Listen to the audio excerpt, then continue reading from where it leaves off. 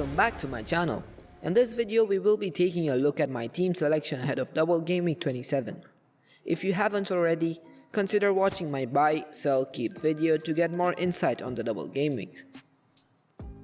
Last game week, my team scored a whopping 69 points. Saka as captain did disappoint, but the fact that I still had Salah in my side accounted for most of the success. 2 goals and 2 assists against a side he loves to rack up goal involvements against. This took a rank just inside the 200k and a step closer to the overall goal of top 50k for the season. Let us now see how my team is shaping up for next game week. We start off with Ederson in goal against Palace. He is a solid pick this game week, however because of his price point, I have decided to sell him this game week for a double Raya from Brentford. Raya is the second highest point scoring keeper this season, and a double against Everton and Southampton could as well see him top the list after the game week. In defense, we have gone for Botman, Trippier and Trent. Botman comes back into the starting 11 after spending 3 game weeks on my bench due to tougher fixtures. Newcastle face Wolves in 27 with a full squad, which may help them pick back up their clean sheet form. Trippier next, and he did start for me in the 2 games against Liverpool and City, and let's just say that didn't go too well. Now up against Wolves, for whom Bueno is out injured this game week, and so they are much weaker down Trippier's attacking side. Lastly, we have Trent. I did have the option to bring in Rico Henry for him this game week to get those funds, but the last time I sold a Liverpool defender ahead of a game against Bournemouth, I lost 9 points. So for that reason and Liverpool's defensive form currently, Trent stays in my team. On to the midfield, and we have Saka, Odegaard, Salah, Rashford and Mitoma.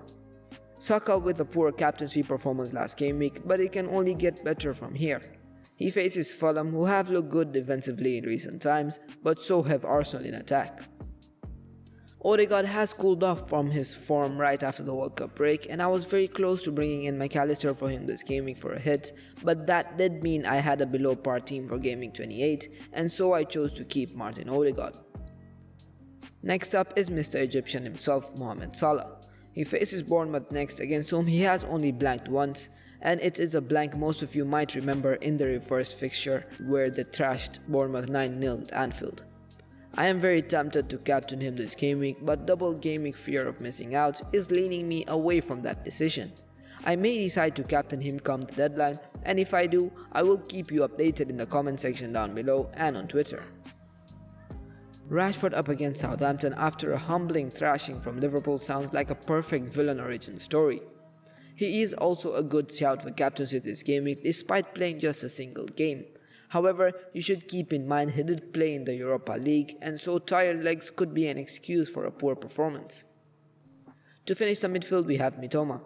A promising double against Leeds and Palace were both poor in defense in recent times. I really wished I owned 2 of the 3 Brighton midfielders for this game week, but it messes up with my Game Week 28 team. If you are looking to buy a Brighton midfielder this game week, then I would suggest McAllister followed by March, and the one I like the least of the 3 is sadly the one I do own, Mitoma. I'm not saying any of them are bad choices, it's just that I do prefer the other 2 over Mitoma. On to the forwards, and we have Haaland and Nketiah. As you can see, I have benched Watkins for a very good fixture this game week, and that is because I really can't drop any of my starting players for him. Haaland might be in the team for the last game week before I might decide to transfer him out next game week for Kane in the short term. He faces one of the 4 teams he scored a hat-trick against in the reverse fixture this game week, and in my opinion the team against whom he has the highest chance of scoring another hat-trick based off recent form. Next up, Nketiah, and if you watch my buy sell keep video, you should be knowing what I'm doing with him, and you guessed it, Toney comes in for him for his double against Everton and Southampton.